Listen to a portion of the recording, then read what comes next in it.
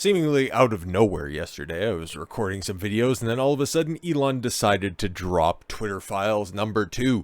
And as of right now, he's dropping Twitter Files number 3, and that one is far juicier.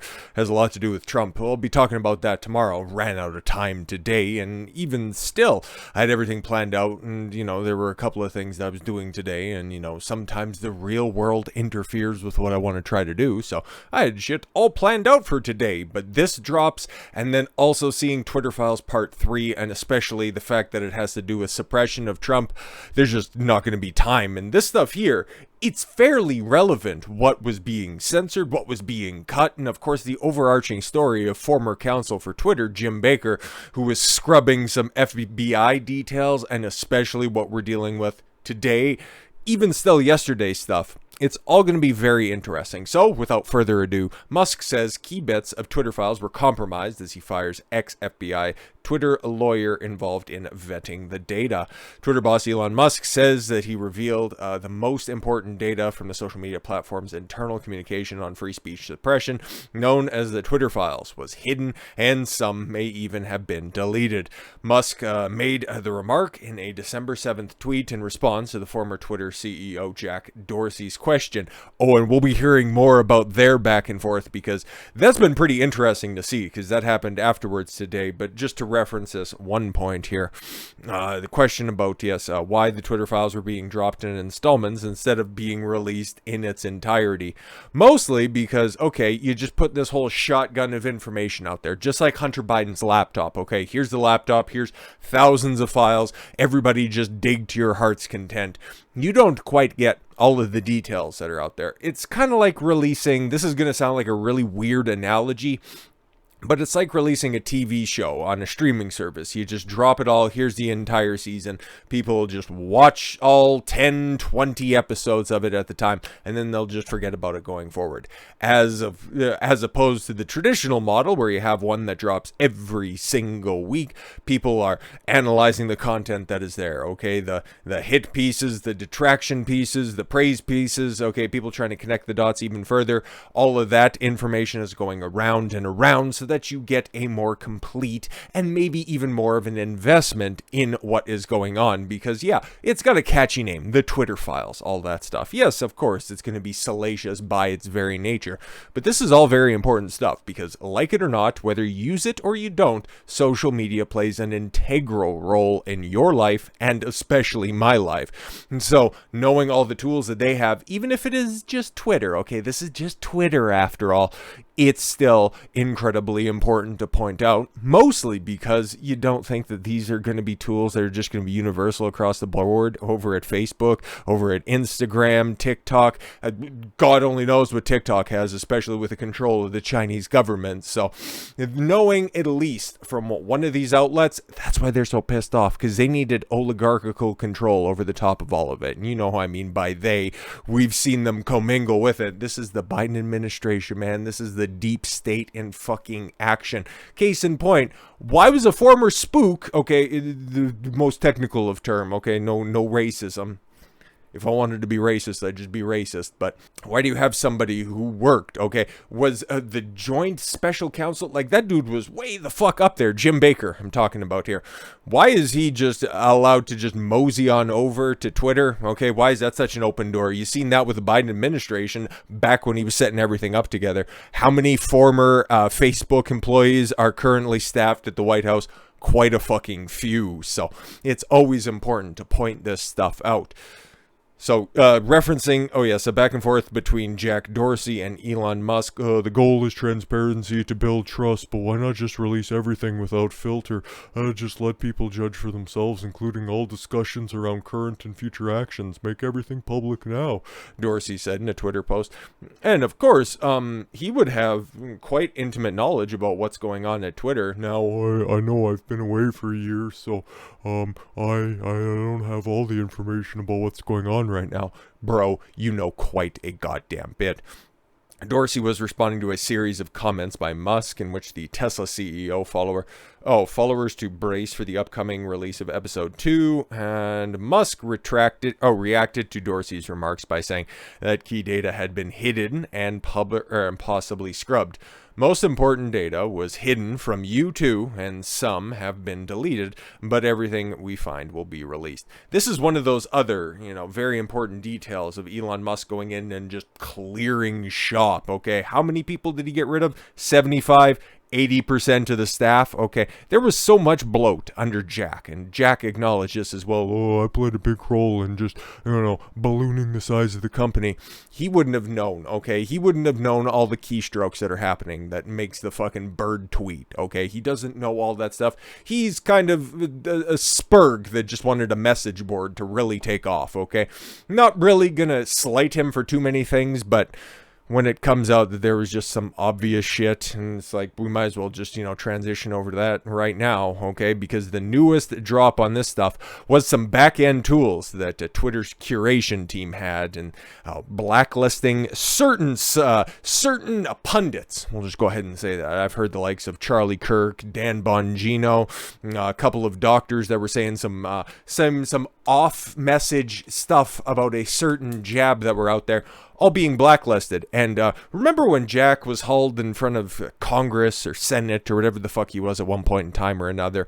He was saying that, oh, we don't have access to the direct messages. We don't have a blacklist. We don't have those tools available to us.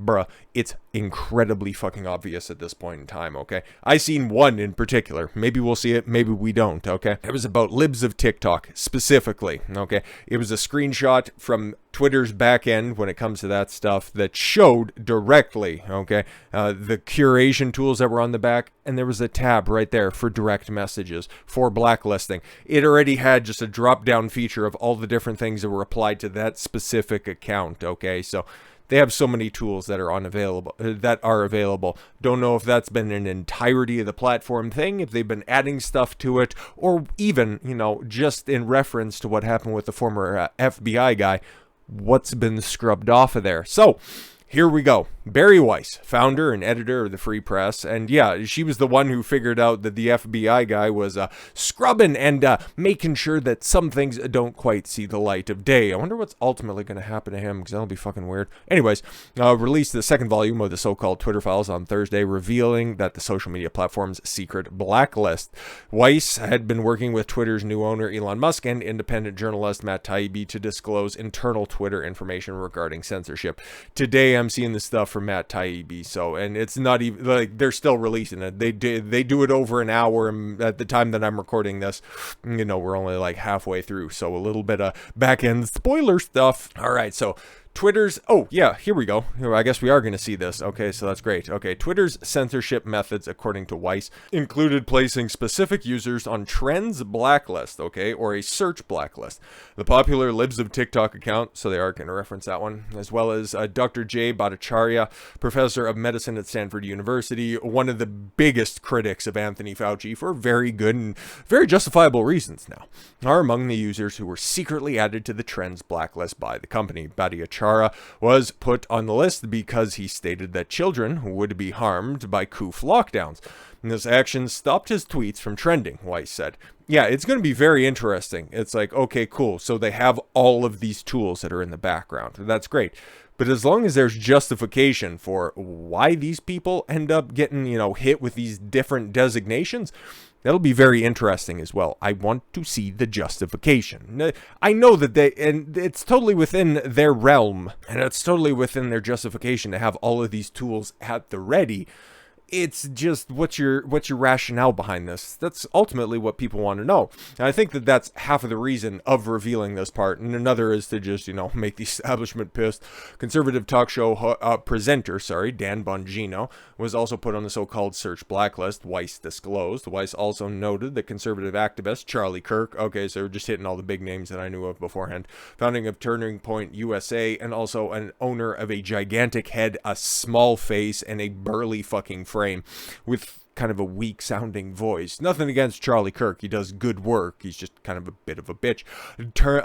Was put on a do not amplify list. What would those all ultimately mean? So, okay, I take, for example, Stanford's Dr. Jay Bhattacharya, who argued that COOF lockdowns would harm children. Twitter secretly placed him on a Trends blacklist, which prevented his tweets from trending. So, recent abuse strike, Trends blacklist, strike count. Wait, recent abuse strike, but he has no strikes. That's very interesting what they have in the back there, okay? Or Dan Bongino's account, okay. Not safe for work view. Interesting. Okay. Multiple accounts, Twitter Blue verified. So this is recent as fuck. Okay. Notification spike, search blacklist. Okay. SPMA. Not too sure what that means with that one. Anyways, second installment comes just a week after Taibbi published. Yeah, this stuff specific on Hunter Biden's laptop and how they suppress that stuff. Twitter once had a mission to give everyone the power to create and share ideas and information instantly. Yeah, how that just magically went off into the distance after, I don't know, maybe a couple of phone calls and messages were received by powerful entities. Along the way, barriers nevertheless were erected, she said. All right. So, shadow banning. Let's talk about this. Rank and file employees and executives at Twitter referred to so-called shadow banning as visibility filtering, or VF, according to Weiss, who said multiple high-level sources confirmed this at Twitter. Weiss's report, published on Twitter, confirmed that the social media company deployed its so-called visibility filtering to make it hard for users to search for specific individuals, in other words, to blacklist their accounts. The visibility filtering tool also limited the scope of a specific tweet's discoverability, preventing certain users' tweets from ever appearing on the trending section. Okay, that makes sense, because I know Dan Bongino has a pretty big fucking account. Even back in the days when I was tertiarily on Twitter, I'd never see anything that he tweets trend. I would very rarely see him, and we share quite a few mutual followers that are on there, so I would just never see his tweets. So it's always one of those things where everybody knew in the back of their mind, it's like they're censoring, conservative opinions. No, they're not. You're just being a bigot and cancel culture doesn't exist. Whatever the fuck they want to talk about. But when you try to put two and two together, it's like, yeah, no, there's an obvious shadow banning. No, there isn't. It's just not that popular. Thousands of likes and hundreds and hundreds more replies and retweets as well for a whole hell of a lot of engagement. But when it comes to putting it on somebody's social media feed as opposed to maybe some fucking goofy leftist or some paid promotion off to the side, hey, gee, have you seen the new thing on the wrestling? Nobody fucking cares. Visibility filtering tool also limited the scope of specific tweets, discoverability, preventing certain users' tweets from ever appearing on the trending section. Yeah, that's another thing. Like, every once in a while, ooh, maybe that was like Turning Point USA or just Turning Point in general as opposed to Charlie Kirk's personal platform. Unless, of course, it was being amplified by Jack Posobiec. But I've seen his tweets quite a bit, okay? I do follow him, and I do have a very small curated following group, mostly because I just want to use Twitter as a news aggregator. And outside of that, I don't really care that much for the platform. I like to shitpost every once in a while. If you want to follow for that, I guess. I work out some of my wittier material, and sometimes... and outside of that, that's the only thing that Twitter's really good for, is just working your material. But I wonder why he ended up skating on that. That's just very interesting. And again, what was their approach to blacklisting, search banning, post banning certain people? That's also incredibly interesting. All right, so one senior Twitter employee told Weiss to think about visibility filtering as a way for the company to suppress what people see to different levels. It's a very powerful tool. Yeah, no doubt, because somebody could just have the biggest platform ever, but if their opinions don't get shared amongst even their followers, bruh, they're dead in the water, okay? Because social media is all about engagement, and if you have the ability to just chop their knees out from underneath of them and take away all that visibility, it's over. It's over. Twitter shadow bans user quite a bit, one Twitter engineer reportedly told Weiss. We control visibility quite a bit. We control the amplification of your content quite a bit. And normal people do not know how much we do, the Twitter engineer reportedly said. Weiss said that this was confirmed by 2 additional Twitter employees. Wow, that's kind of crazy, okay? Because even when we looked over the Taibbi stuff last week, you could see that these people, okay, Weiss included, they were out there confirming with multiple people. Isn't that refreshing when you get independent journalists and not some Washington Post hack or some New York Times fucking spurg? You get people out there actually doing classic journalism. It's at least, it's still alive. I'm not saying making a renaissance, because it's still just two people in a wasteland of talent and thick-rimmed problem glasses and more hair colors than personality traits. Anyways, secret group blacklisted users. All right then. Twitter had a secret group that was above and beyond everyday content moderators from Strategic Response Team Global Escalation Team, SRT GET. All right. The blacklist users, according to Weiss. Secret group was also known as an SIPPES, which stands for Site Integrity Policy Escalation Support. Why do they both have 6-letter acronyms? That's creepy. The committee reportedly consisted of Vijagaji. Of course it did, but now she's fired, so now all of her shitty little secrets. And again, we're starting to find some people getting trapped in some lies. Maybe not ones that, okay, like Vijagaji, okay, her most prominent contribution to the public discourse on this issue was on the Joe Rogan Experience. Of course, she wasn't under oath or anything like that, but you know what, her boss-ish, because the way that he was subservient to her just, kind of tells you who wears the pants in that relationship. But Jack Dorsey was under oath a couple of different times when he was asked specifically, do you have these tools available to you? And no, you didn't have to reveal them at the time, but now that they're out there, and it's like, oh, okay, cool, so you lied under oath. If the Republicans, once they take the House, have any fucking huevos on this one, I'd be dragging these motherfuckers right up in there. But anyways, so Gaji was on the panel. Yoel Roth, oy vey, Twitter's former head of global trust and safety, and he was going to be on this re-platforming panel. But then Elon Musk's like, oh, you're terrible, get the fuck out. And he's like, no, I hate it here, I'm leaving. It's like, whatever. And and former CEOs Jack Dorsey and Parag Agrawal, whatever, and others. Interesting. Okay. So while the SRT GET handled up to 200 cases a day following the company's policy on paper, the SIPPES group consisted at a level beyond official ticketing, beyond the rank and file moderators. This is the biggest, most politically sensitive decisions to make. Think high follower account and controversial. Trump. Another Twitter employee told us for these, there would be no ticketing or anything. Yup, Trump's account was in good standing until, of course, he said that everybody needs to go home with love and wonderful, you're great people, you're fantastic people, but please go home now. And then just all of a sudden, now he's gone because the rest of our friends are kicking him off the platform. Weiss noted that in the report, the former Twitter executives had previously asserted in 2018 that the company did not target accounts with shadow bans based on their political views. Yep, I'm pretty sure that's referencing the exact same fucking interview. All right, Twitter denied that it does such things, Weiss wrote, citing Vijagaji, former, as well as Kayvon Bekapor. Why don't you guys have less complicated names? Oh, well, it doesn't matter. That's for some unemployment officer to have to figure out. Twitter's former head of product. Weird. We don't shadow ban, Becky Aport wrote on Twitter on July 26th, 2018. Maybe it didn't at that point in time, but I doubt it. Gaji used Twitter's quote tweet function to add to Becky Aport's bike pour. There we go. Might get it right this time. Bake pour? Whatever.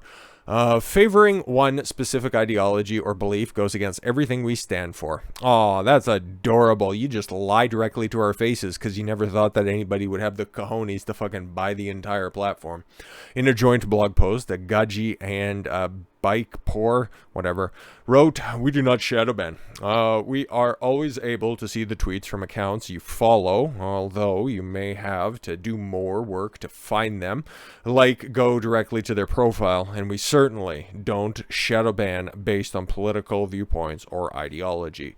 Until, of course, this is the this is the image that I seen specifically, and I'm going to pull this up, mostly because it just highlights everything very fucking succinctly. Do not take action on user without consulting the high-ranking officials. This is apparently some of the back page work. I forget specifically, and I'm sure we might get into it But this shit looks recent, okay? Because last access, okay, the screenshot from this specifically references, like, I'm sure it's probably going to go year, month, day, so that'd be December 7th. So that was just a couple of days ago when this shit dropped at 2 o'clock in the morning. I don't know specifically where that is or anything like that. But as you can see on the side here, and I don't think my arrow shows up. No, unfortunately not. But you got, what, user, timeline, spaces, live videos. So this is all of the stuff that they have access to, okay, all of your history. Communities, I don't know what guano is. Maybe that's bookmarks. I can't really tell. Email, phone, lists, direct messages, moments, interactions, account compromise, spam, payments, batch tool action. Great, wonderful, fantastic. But as you can see, yes, high profile, active. That's the libs of TikTok. Okay, they started very, very recently. I should say she's amassed quite the following. 1.6 million followers. I don't follow particularly, but I see the content retweeted enough where following would kind of be redundant. So notification spike, trends blacklist, recent abuse strike. Twitter verified by Blue, multiple accounts, okay, high profile, not safe for work view, others, whatever those are as well. Yeah, but of course, okay, strike account, yeah, I noticed that her account gets struck all the fucking time, but it's very, very interesting. Notifications spike. I wonder what the fuck that is, okay. So I guess if you have notifications turned on for something, maybe that's kind of like what YouTube has. It's like, oh yeah, we send out notifications to your followers all the time at like a clip of about 20% of the time. You might get them. Who fucking knows? But anyways, yeah, going back to this. So, ooh, God, that's kind of funny that Elon Musk would quote tweet with Vidya's initial response. Anyways, yeah, speaking of libs at TikTok specifically, I think we went over most of this stuff, but let's see if I missed anything. So SIPPES group was tied to the decision to ban popular libs of TikTok account, which had been placed on the trends blacklist and designated do not take action without the SIP SIPPES. We'll go SIPPES.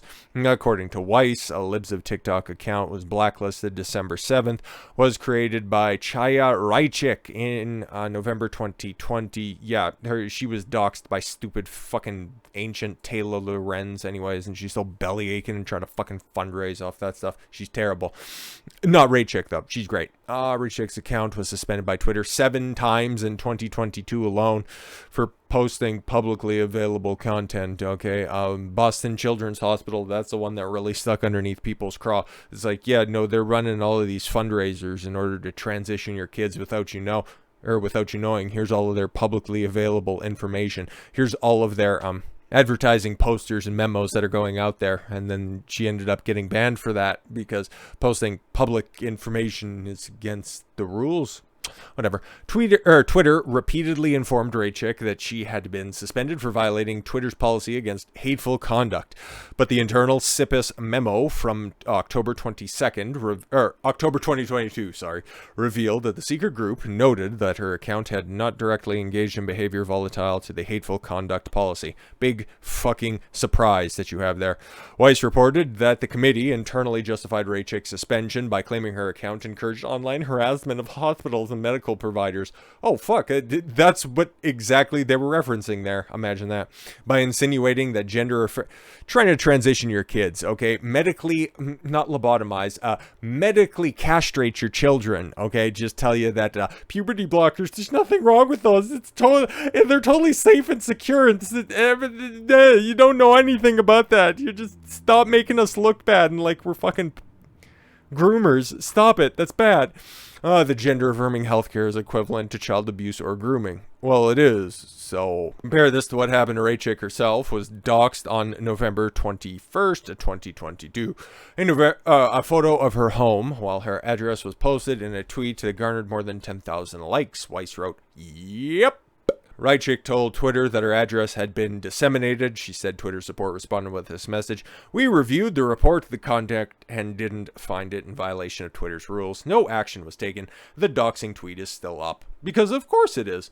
Following Weiss's report, Raichik noted the screenshot shared by Weiss reveals her libs of TikTok account was still blacklisted as of December 7th. She raised the issue with Musk, who replied he's looking into it. Yeah, I'd imagine those are probably things on the back end there that they can just, press once and then just have the little X pop up in the corner and just go, yeah, we'll get rid of that one right there. Okay. So yeah, outside of just gleaming, because that's the end of the report. Okay. And obviously, third report is will be published by Taibbi Weiss said.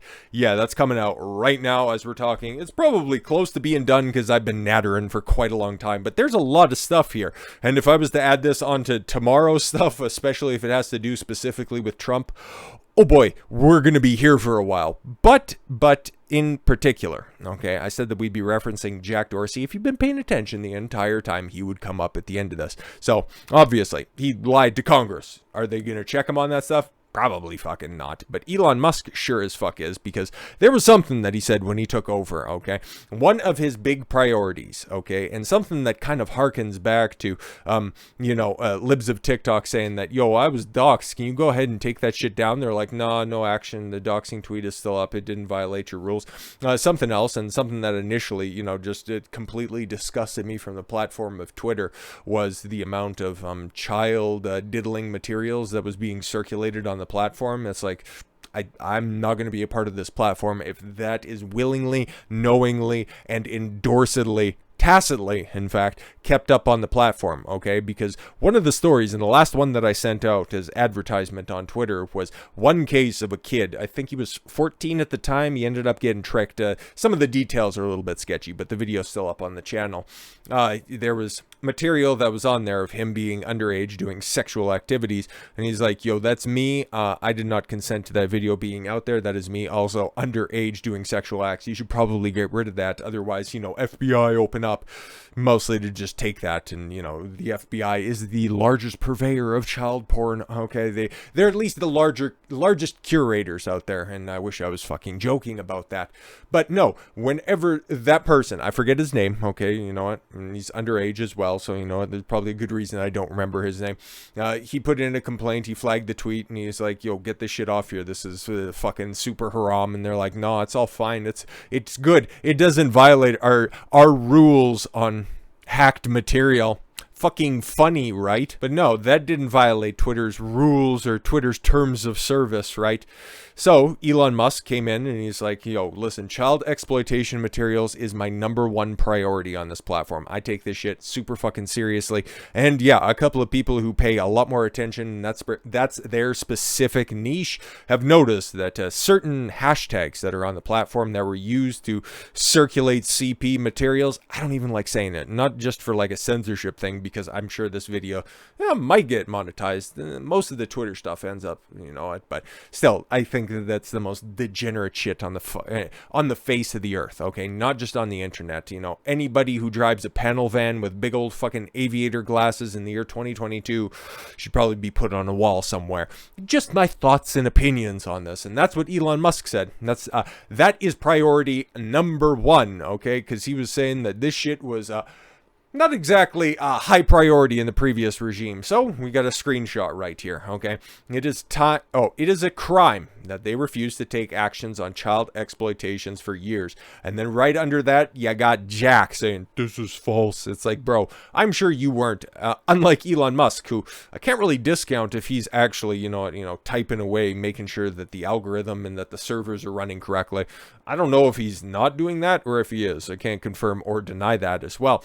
But then for Jack, who also knows everything that's at the ready for Twitter, okay, and sure, yeah, he's been out of the loop for a year. Oh, I stepped back from the board. I don't know everything that's going on. I can release my emails if you guys like because I got all the communications. It's like, it's just going to be a bunch of fucking lunch orders going back and forth. You were the fucking CEO of a 7,500 at its peak, okay? That's how many people were employed by the little bird company. It's like, bro, that is super fucking excessive, but at the same time, what's that going to prove? Okay, I'll release all of my emails. I bet you fucking will, okay? But the fact of the matter is, there was shit running around on the platform for a long fucking time. Everybody knew it. Everybody who wanted to exploit it did. And Elon finally took fucking control of this nonsense. For you to say and to get terribly fucking ratioed on that sucks.